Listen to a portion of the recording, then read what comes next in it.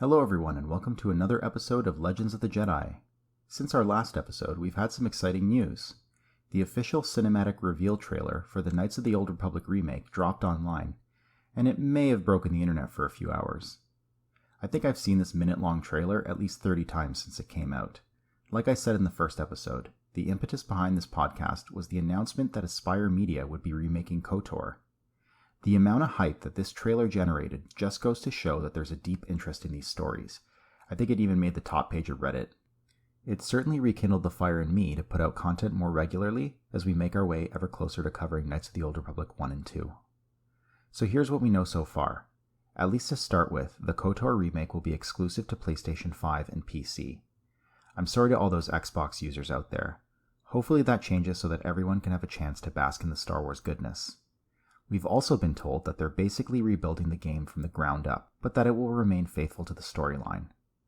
My own prediction is that they're going to probably change a couple plot points here and there to suit our modern times, but that the big reveals will likely remain the same. What we don't know is when the KOTOR remake comes out, or whether it's being tailored to fit within the existing Disney canon. Either way, I will be covering the new game when it finally does come out. If the game is similar enough to the original, I'll probably just do a compare and contrast of the two stories. However, if the differences are significant enough, then I'll cover the entire thing from start to finish. So with that big announcement out of the way, let's jump back into the legends. Last time, we were introduced to Ulic Qel-Droma. With the help of his master and Jedi companions, he put an end to the Darkside dynasty on the planet of Onderon. This time, we'll be covering issues 3 to 5 of the Tales of the Jedi Knights of the Old Republic arc. Now I just want to be clear, although the arc is called Knights of the Old Republic, it has nothing to do with the game. And you should also know that this arc is broken down into 2 sub-arcs. So the first one was Ulic Qel-Droma's story and the Beast Wars of Onderon, and the second arc is what we're going to be talking about today. Timeline-wise, we're still about 44 years away from the events of KOTOR. This series was called Knights of the Old Republic before the game was even conceived, so the title likely inspired the title of the video game. So the first major Jedi Knight we met was Ulic. This time, we're going to meet the second major Jedi Knight, and her name is Nomi Sunrider. Like last time, the story takes place approximately 4,000 years before Star Wars Episode 4. So let's engage the thrusters on your pod racer, and join me as we delve into the Saga of Nomi Sunrider. The opening scroll of Issue 3 begins like this. The time of Ulic Qel-Droma is remembered as an important turning point in the history of the Old Republic. It was a time when the dark side of the Force rose up with unexpected fury against the galaxy, and nearly drove the Jedi Knights to extinction. The names of the Jedi Knights who stood fast in those days still ring down through the ages. Their histories and legends are recorded in luminous detail in the crystalline recesses of the Jedi Holocron. Another Jedi warrior, whose skill in the art of Jedi battle meditation will never be forgotten, is known as Nomi Sunrider. Journey with us now as the Jedi Holocron reveals the unusual path Nomi followed to mastery of the Jedi Way.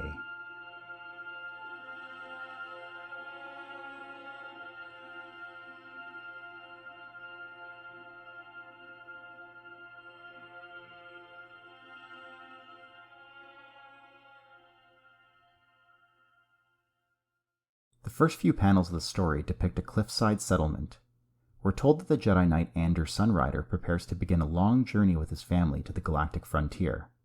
His purpose is to visit a legendary Jedi Master named Thon, who is the Watchman of the Stenness system. In these days, Jedi are allowed to marry and have family. The fact is that the story came out before the prequels. It wasn't yet established that Jedi could not marry as we see during the prequel-era movies.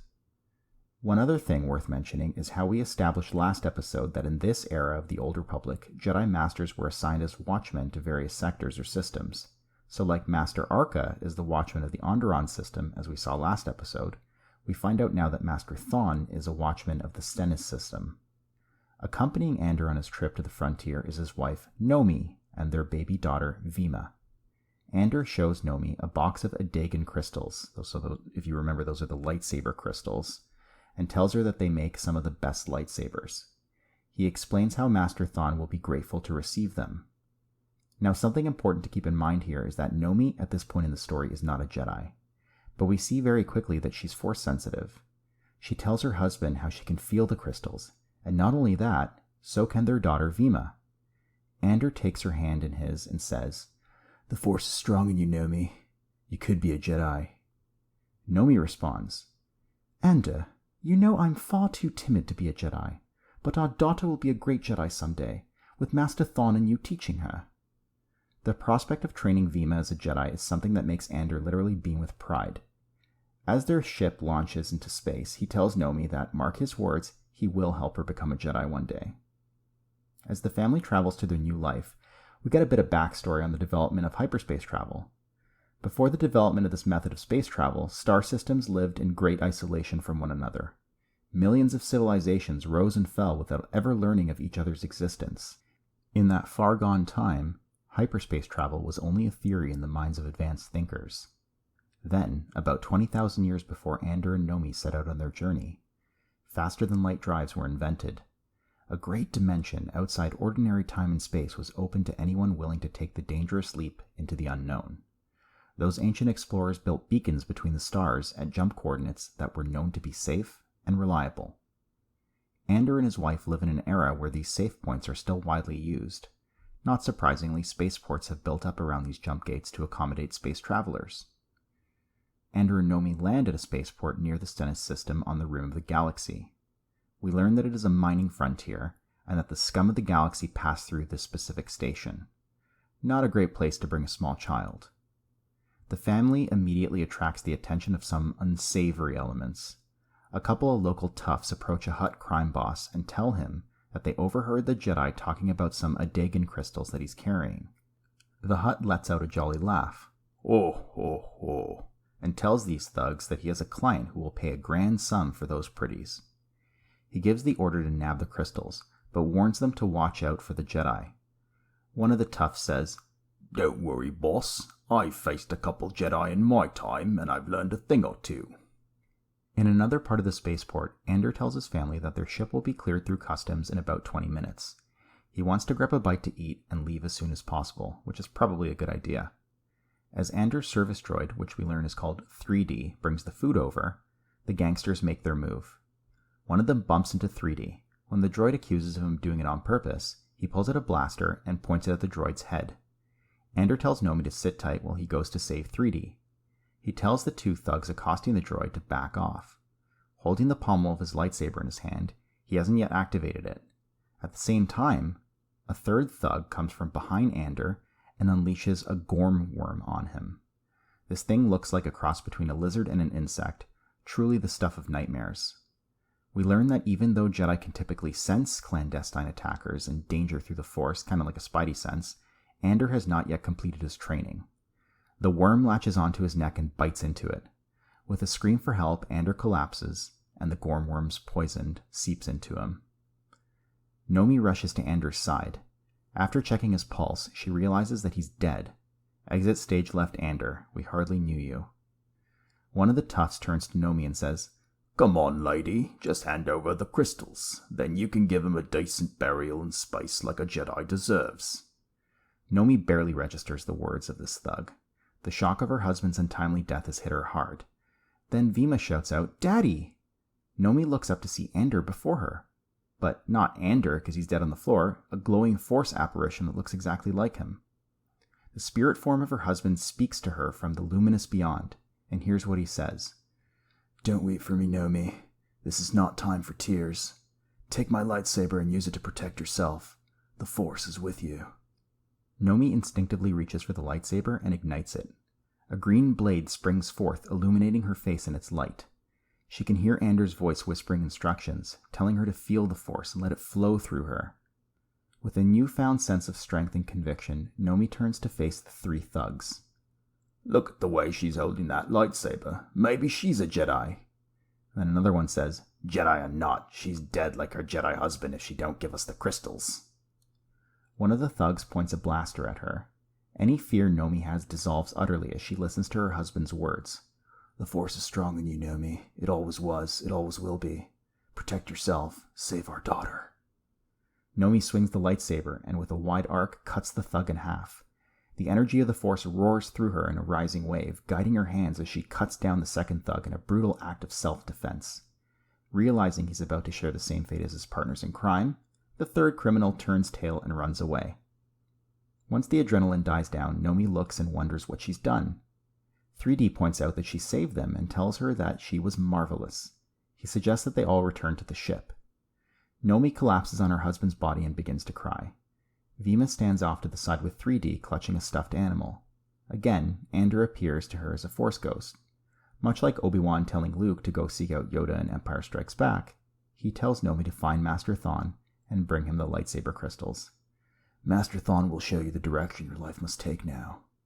Holding Vima close to her, Nomi tells her husband's ghost that she will honor his words. They reboard Andur's ship, which we learn is called the Lightside Explorer, and it turns out that the navicomputer doesn't have the destination pre-programmed into it. Nomi must use the Force to seek out Master Thon, again, kind of like how Luke Skywalker uses the Force to find Grogu in The Mandalorian. Pushing aside the fear and loneliness that threatens to overwhelm her, Nomi opens herself up to the Force and finds Master Thon's presence, standing out like an invisible beacon against the infinite starfield. Homing in on that presence, she directs her ship towards it. After a while, she comes across a great ringed world. The ship lands on the planet, and Nomi embarks into what appears to be a rocky desert. Clutching Vima to her chest, she wonders to herself how such a dismal world could be home to a great Jedi Master. She calls out to 3D and tells him to take care of the ship while she's gone. Passing by a steaming lake, Nomi begins to hear voices whispering, "Turn back before it's too late." All the while, Vima is sleeping soundly against her chest, resting in this kind of makeshift Baby Bjorn sling. Another voice, deep from within, tells her to ignore the voices of the dark side and keep going. Coming to a rocky mountain area, a group of strange galloping creatures stampede past Nomi and Vima. Listening to this voice inside of her, Nomi follows in the wake of these creatures. We're told that her past is rapidly becoming a vanishing mirage, and that her future is yet unknown, filled with mysterious imaginings. After a while, Vima points off in the distance and says, "House, Mama!" I guess that stampede kind of woke her up.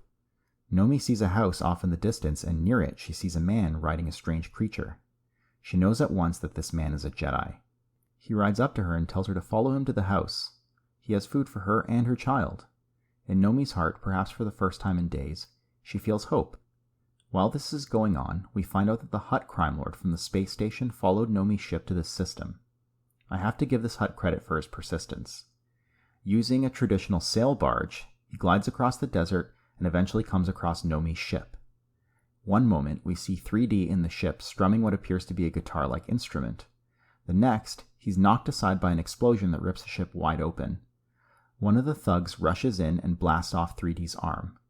A bunch of the other thugs, including the survivor from Nomi's fight, that third guy that got away, start looking through the ship for the crystals. Back at the mysterious Jedi's house, Nomi recounts the tale of how her husband lost his life. She tells the Jedi how she picked up Andur's lightsaber and killed 2 of the thugs. She then reveals that the Force guided her here, to this man. The mysterious Jedi is humanoid in shape, but not quite human. His skin is yellow and his pupils appear to be a shade of pink or violet. He almost looks like a gold statue. Nomi reaches into her bag, and she tells the Jedi that she's brought him the Adegan crystals. But before they can continue their conversation, the Jedi senses evil approaching. He emerges from his humble house, lightsaber activated, to find the Hutt and his lackeys standing there. These criminals are hard at work, literally poaching the creatures from the stampede we saw earlier. The Jedi says, "Hutt worm, haven't you got enough evil wealth? Do you have to steal my herd too?" Before the Hutt can respond, his men open fire on the Jedi. He springs forth, using his lightsaber to deflect their blaster bolts. One of the Hutt's thugs comes in from the side and manages to get a solid hit on the Jedi, causing him to drop to the ground. The Hutt instructs his men to finish off the Jedi, but before they can do so, his creature friend, the one he was riding earlier, gallops towards the thugs and starts ripping them apart. We find out that the beast is even capable of projecting some kind of force field to repel the attackers. Curious, interesting. The Hutt realizes very quickly that this is not a fight that he can win, and he tells his men to retreat back to their ship. As they flee, the creature comes up alongside the mysterious Jedi. Then, in a surprising turn of events that no one expected, The Jedi looks to the beast and says, "Thank you, Master. You have once again demonstrated that a lightsaber is not the only way to win a fight." Nomi asks, "Why do you call that creature Master?" The Jedi responds, "Because he is Master Thon, a very advanced Jedi. It is not I, but he who will be your teacher in the ways of the Force." And so the third issue ends, but so begins the saga of Nomi Sunrider and her daughter Vima, who will both become great Jedi under the tutelage of Master Thon, not this golden Jedi, but the beast that he was riding.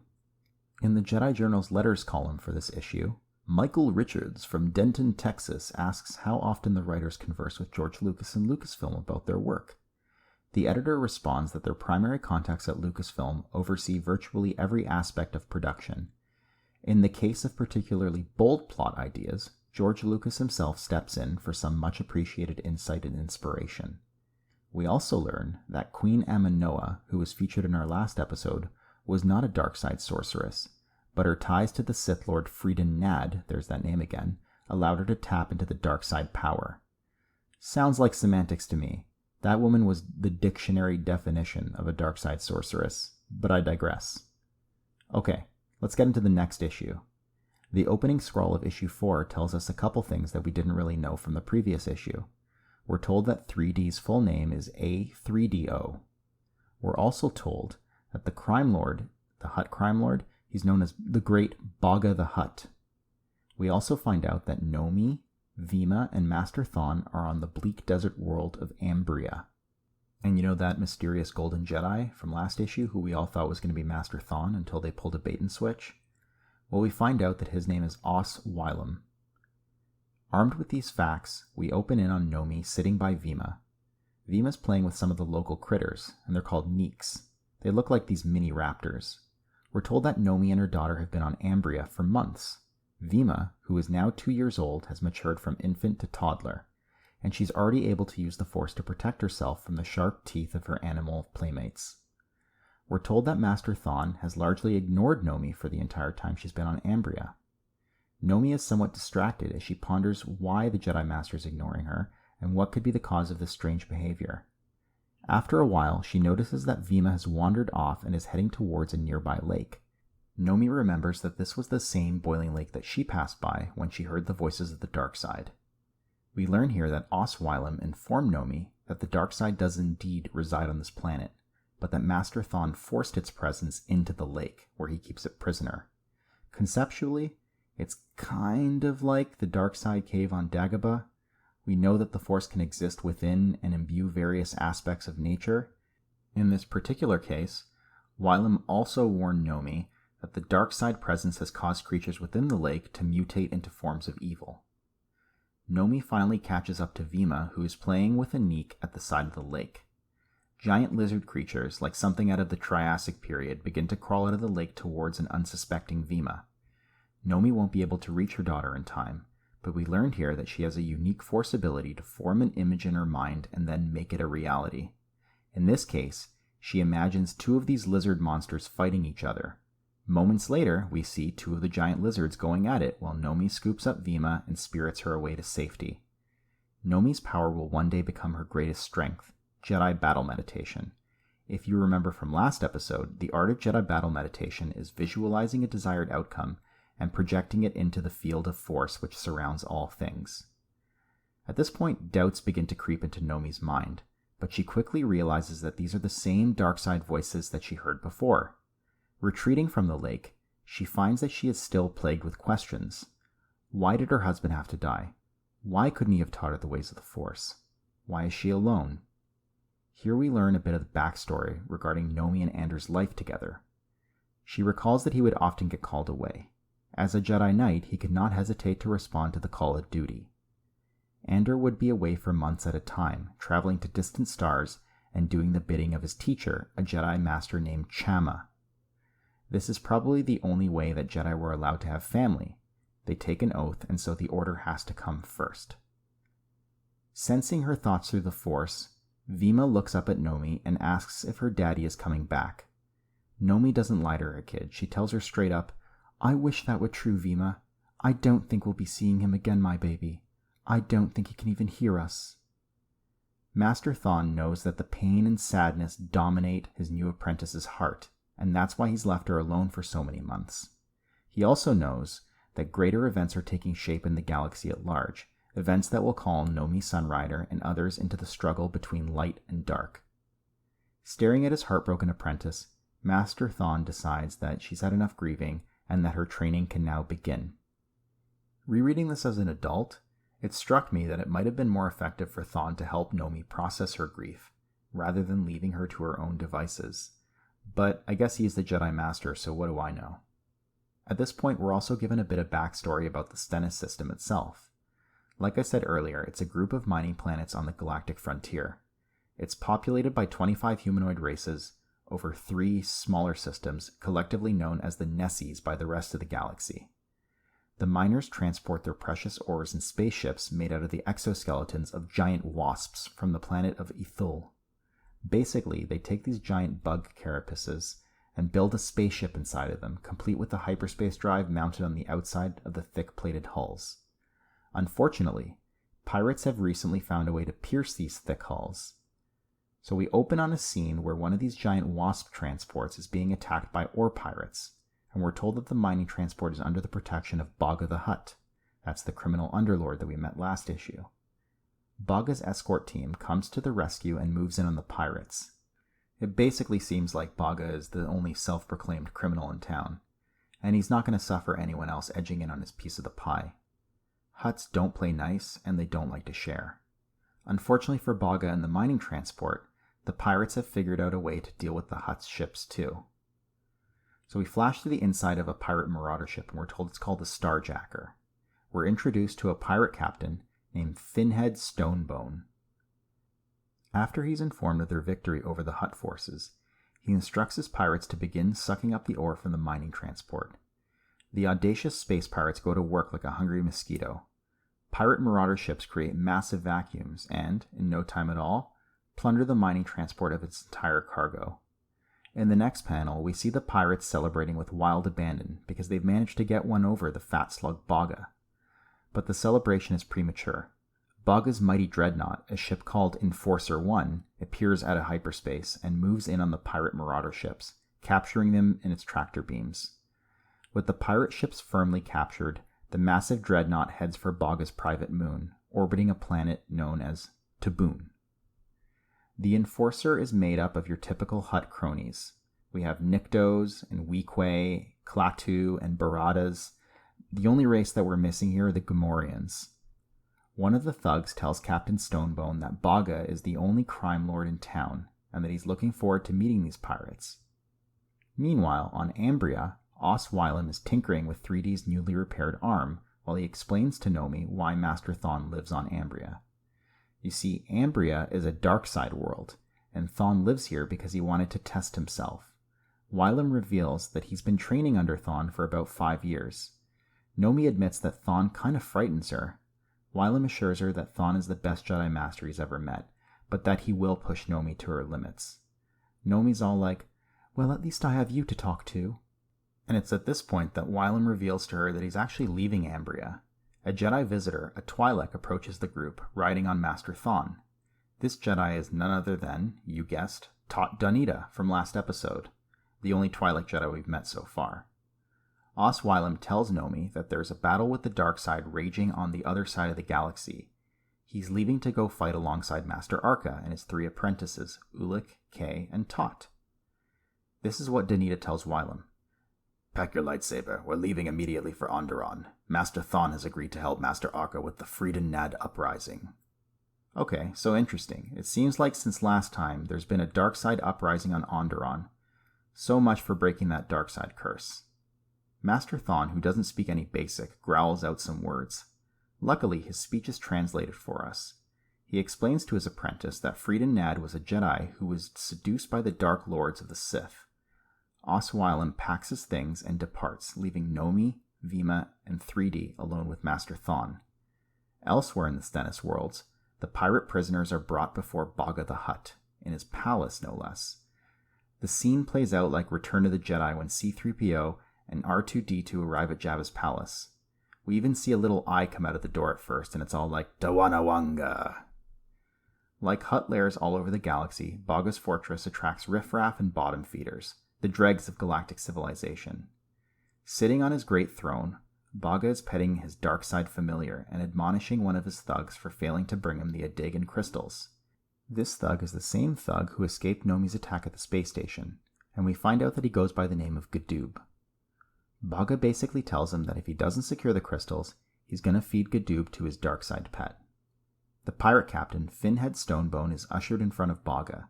He starts apologizing, claiming that he never knew the Nessies were paying for Bogga's protection. Bogga calls him a lying parasite and tells him to shut up. Ordinarily, an insect like Stonebone would be executed, but because Bogga is called the Merciful One, he'll give the pirate captain a chance to redeem himself. He tells Stonebone about a lowly beast who dares to call himself Master Thon. This creature has something that belongs to the great Bogga, and he wants it back. You guessed it, the lightsaber crystals. Now that the stage is set for a future conflict, we flash back to Nomi and Vima.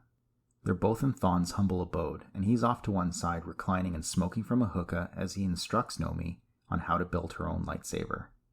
Despite the fact that Thon doesn't speak basic, Nomi is able to understand everything he says.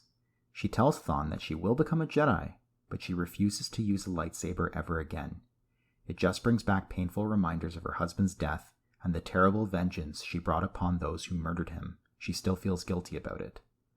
Thon patiently explains to her that it wasn't vengeance but self-defense. It was justice.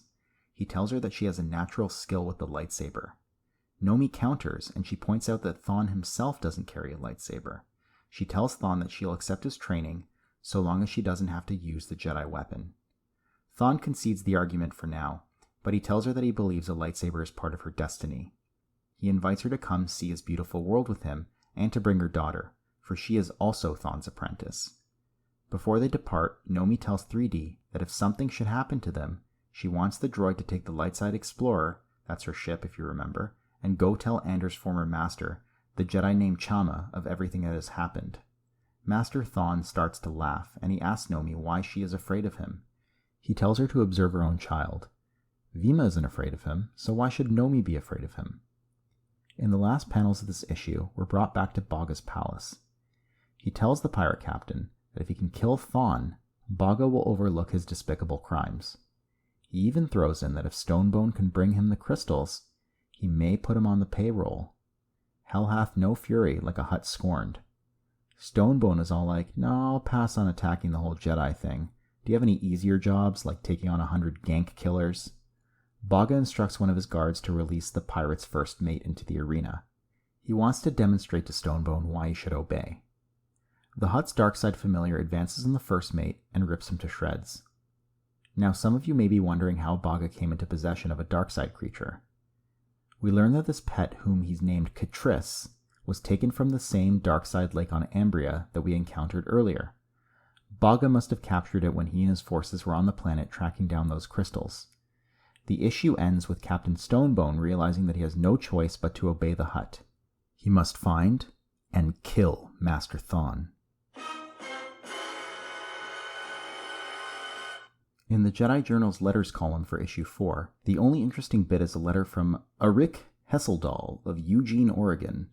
He questions how K. Keldroma was able to install a droid arm on himself with a droid from Andur, which is described as fairly primitive. If you remember, we covered this in our last episode. The explanation given is that K, while still a novice Jedi, has had much more training and education than Luke Skywalker would have had. He was able to use the Force to suppress pain and blood loss from his wound. We also learned last time that Andur has been trading weapons with off-world traders for a couple years, so it's not that much of a stretch to believe that they also traded technology like droids. Okay, with that out of the way, on to our 5th and final issue. The opening scrawl refers to the lizard that attacked Vima by the lake as a Darkside dragon, so I guess that would make Bogga's smaller version of it something like a Darkside drake. The issue itself opens where we left off, in Bogga's palace. He's giving out one of those big belly laughs the Hutts are famous for, the ho ho ho. He's all like, that'll teach you, you ore pirates. You'll never steal from the great Bogga again. Stonebone takes a knee and kneels before the Hutt, pledging to carry out his wishes. Bogga tells him that he's pleased, and also that the Hutt is gentle and kind to those who obey. Spoken like a true sociopath. At this point, Bogga also throws in that not only does he expect Stonebone to kill Thon and retrieve the crystals, but also to come and bring him gifts once a year. This deal's getting worse all the time.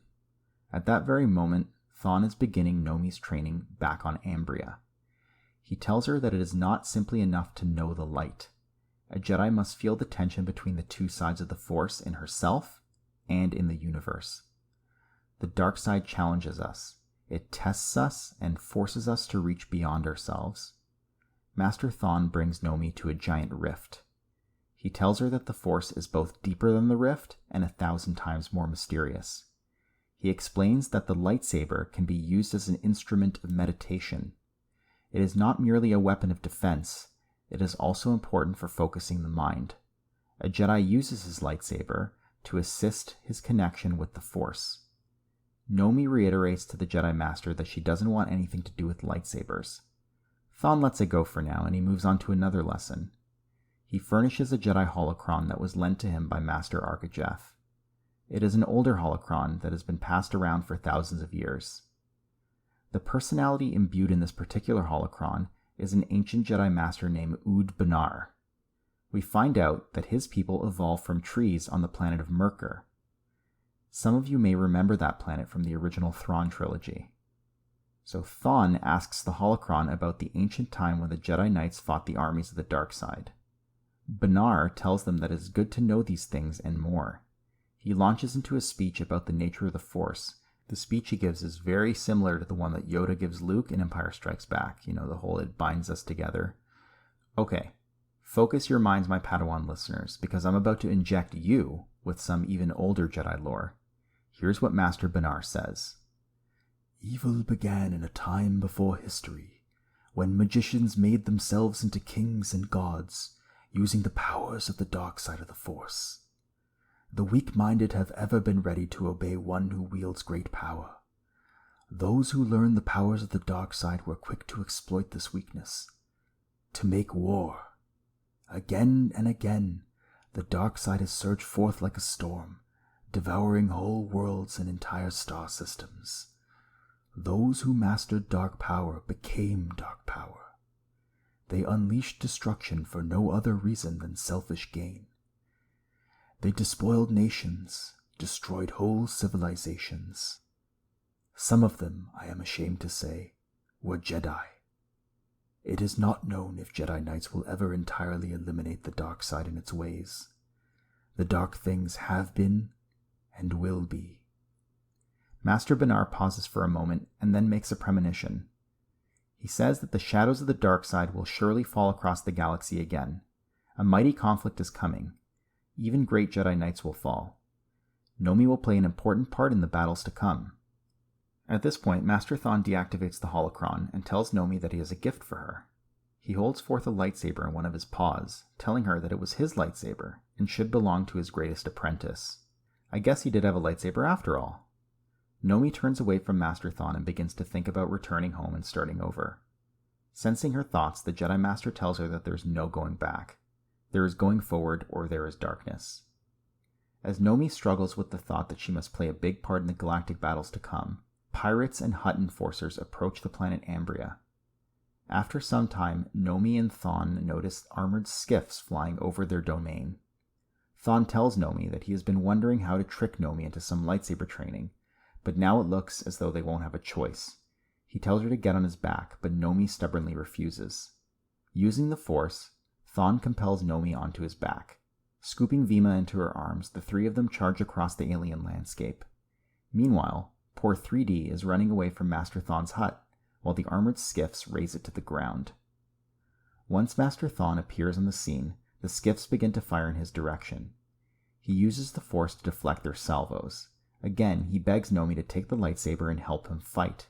He even puts it in her bag, and again, Nomi apologizes and says she can't do that. He tells her that she is such a stubborn apprentice, and that now is not the time for philosophy. Again, he instructs her to take the lightsaber. Even though Nomi continues to protest, Thon won't let up. Instead of taking shelter, he rushes towards the enemy with Nomi and Vima on his back. He's trying to prompt her into action. He tells her that it's a warrior's test, but when he sees that she won't use the lightsaber, even in the face of danger, he tells her that he expects her to use her Jedi powers to protect them as she used the power to protect her daughter by the lake. Nomi says in response, "You're mad. What power? I have no power. You're a Jedi Master. You protect us. I have to save Vima." Thon growls and tells her, "Fine, run away, take Vima to safety. At least she will be a great Jedi." Holding her daughter, Nomi runs towards 3D, who is hiding behind a rock. She tells him to get their ship ready so that they can get out of there. Looking back, Nomi sees that the pirates have taken Thon prisoner, and that he gave up without a fight. She feels a sudden pang of remorse. Another Jedi is about to fall, and there's nothing she can do to stop it. In her head, she can hear Thon's final admonition telling her that if you won't use a lightsaber, then use your Jedi power. Nomi doesn't want to accept what she knows to be true. Thon is talking about her unique force ability. It's the same one she used to save her daughter from the Darkside dragons by the lake. As the pirates begin to load Master Thon and the Adagan crystals onto their skiff, Nomi turns her thoughts inward to the Force. This is the Force that binds all things together, and it's the Force that can influence the mind. Suddenly, as if on cue, the pirates get into an argument with the Hutt enforcers over which one of them should hold the crystals. This argument turns into a full-scale battle between the two forces. None of these villains have the slightest inkling that their violent emotions are being influenced by Nomi's force powers. But that's okay, because Master Thon knows that his apprentice has finally found her true calling. 3D pipes up, "Mistress Nomi, I think we can make it to the ship now." Nomi responds, "Take care of Vima, 3D. I have more work to do." And so she reaches into the satchel and pulls out Master Thon's lightsaber. She holds it in front of her and considers the blade for a moment. Then she hears Thon's voice in her head telling her that the lightsaber is the weapon of a Jedi, and she is a Jedi. The ancient sword ignites. The novice Jedi beholds its shining green blade. Her battle meditation is strengthened. Suddenly, she sees not the horrors of the past, but the heroic trials of the future. Nomi Sunrider makes her choice. "All right, Master Thon. You win." Nomi confronts the enraged mob and jumps in, slashing left and right with her saber. The pirates and enforcers stop fighting each other and begin to turn all of their attention on her. She reaches Master Thon and slices through the Mandalorian manacles that were used to bind him. Thon tells her now that they will fight together as master and apprentice. Nomi cuts down enemy after enemy as Thon unleashes powerful waves of force energy. Whipped by a woman warrior and a brute, the surviving pirates and enforcers flee. Thon tells Nomi to let them go. The Hutt will deal with them. Each Jedi Master has a unique way of teaching. Thon's favored method is to confront evil directly. He tells Nomi that no one wants enemies, but enemies can be useful. They force us to reach beyond ourselves, to find courage. As night settles over Ambria, Thon, Nomi, and Vima are back in his half-destroyed home. He praises her for using her Jedi powers. Nomi tells him that she couldn't have done it without him, and that she felt added strength from him. Thon reveals that he did nothing. He left her entirely to her own devices. All of that strength was from within. Nomi looks on thoughtfully, cradling Vima in her arms. A decision made, a battle joined with no recourse except courage, and no choice except a life that is beckoning from the future. Nomi Sunrider knows the future will not be easy. Indeed, it will be a time of great unknowns and great struggles against the very darkness that would snuff out the light of the Jedi. Curtain falls, issue ends. We've now completed yet another arc of the Tales of the Jedi. Before we cap off today's episode, I wanted to give some shoutouts to the artists. The art of issue 3 was done by Janine Johnston. In issues 4 and 5, the art was done by David Roach. I really dug the art overall, but I think my favorite artist of the series is probably still Chris Gossett. That said, all of these artists are great at capturing that classic style, and again, I can't rave enough about the covers of these comics, which are drawn by Dave Dorman. They're phenomenal. Check them out. You won't regret it. And in case you were wondering, Tom Veitch wrote the script for all 3 issues covered in today's episode. One last shout out goes out to Andrew and Derek, who told me at the exact same time that the KOTOR remake trailer had dropped. It made my night. Okay, so that's all I got for you. We have the puzzle pieces of Ulic and Nomi, and now we need to see how it all fits together. So please join us next time for the Freedom Nad Uprising, and May the Force be with you, always.